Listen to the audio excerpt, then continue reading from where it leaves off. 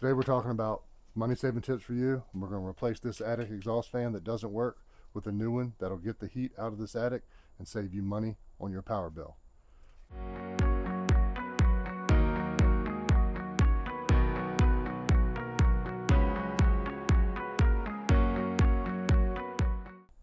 First things first, with any job that has to do with testing power, we want to make sure we get the power off. Turn the breaker off. Power off. Power off. All right, we're going to get right into it. These fans mount to the end of the gable, usually over top of the gable vent, as you can see behind here with the screen and louvers. On this one, we're going to simply remove the wire nuts from the top, disconnect it so we know the power's off completely. That's the power to this. I'm going to place the wire nuts back onto these two wires just in case something happens. Make sure that they're safe. And then on this fan, this has a plastic shroud and plastic fins for mounting, and they're nailed in with roofing nails. So we're going to use a hammer and a pry bar, and we're going to get all this taken loose. We're going to be installing the new fan in the exact same place, same location.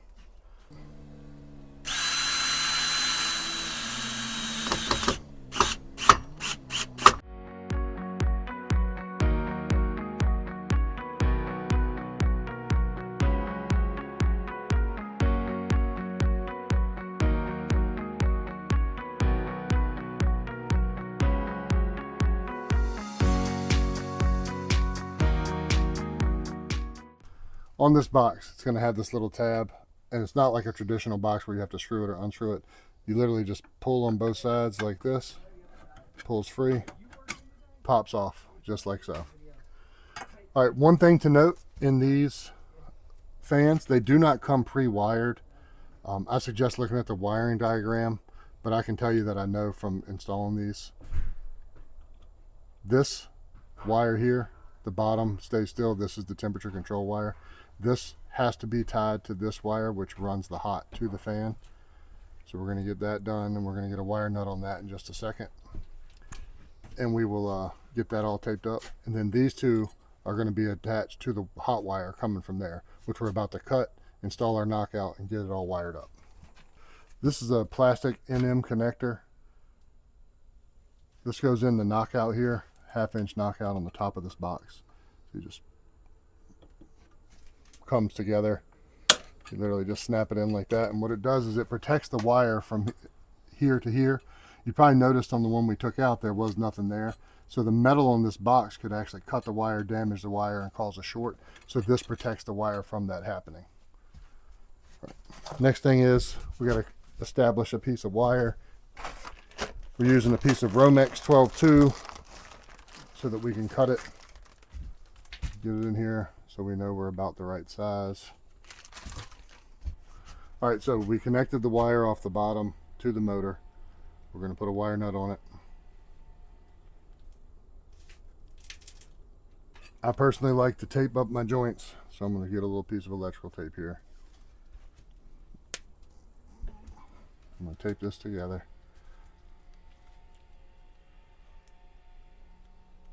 So that I can make sure this isn't going to come off. Now our motor's connected to our temperature controller. Now we need to get our other wire that we already have, feed it down through our knockout. So once you push this down through there, it's going to be next to impossible to pull out. So you don't want to push too much through, but you do want about 5 inches sticking out so that you have room to work. And from there, we're going to use a utility knife. We're going to cut the skin off the wire across the middle. Be careful when you're using a utility knife. Please don't cut yourself. Pull all the paper and plastic out of the way. Use your utility knife to cut it. Clean it up good. There we go. So now we can make our connections in here.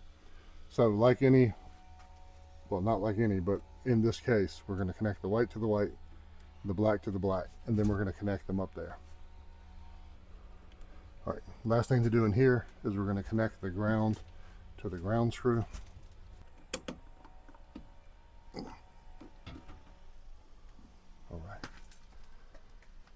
All right, so we've wired up this box.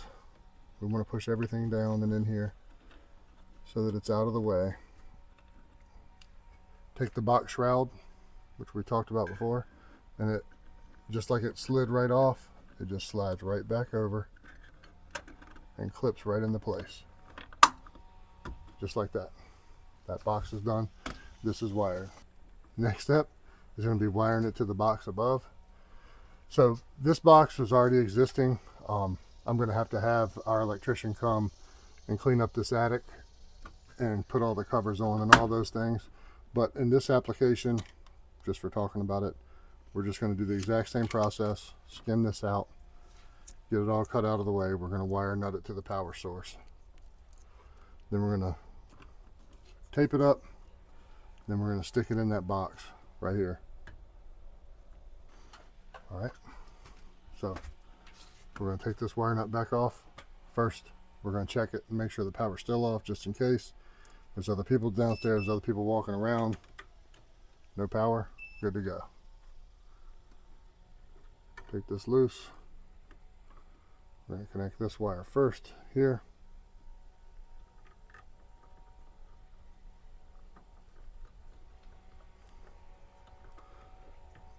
There are different size wire nuts for different size applications. Make sure you're using the right size wire nut. This one, we're going to connect it here.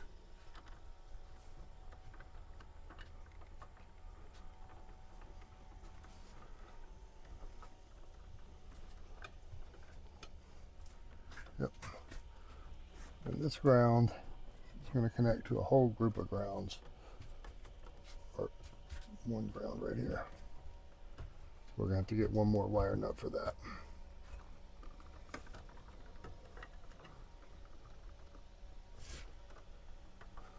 Let me grab another wire nut, sorry.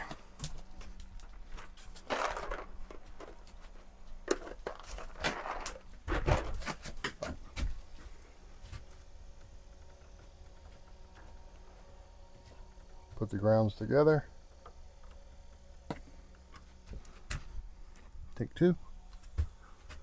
Put the grounds together. Slide the wire nut over the top.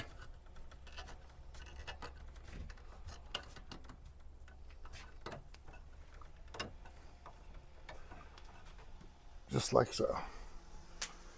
I don't worry about electrical taping the ground connections. It's not really important. And this really is probably not necessary, but I like to do it just to make sure that the wire nut can't be accidentally pulled off, hit, or something stuck in the back side of it.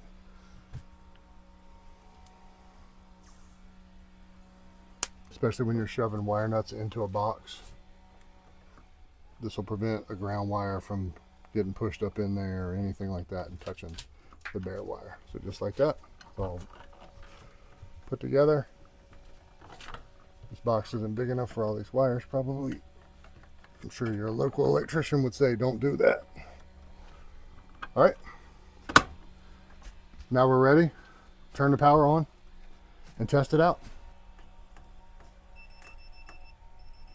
Power's back on. Right now we have the thermostat set all the way up. As you can see, there's no power to the motor. We're going to turn this down, see if we can get it to come on.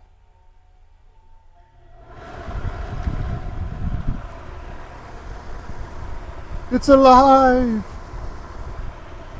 Doesn't seem like a big deal. Didn't take that long. This will save you a fortune on your power bill. Your attic can get up to temperatures of 140 to 150 degrees.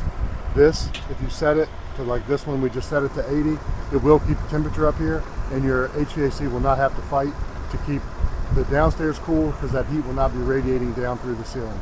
That's another video by Your Home Made Easy. Please like, comment, and subscribe for more content.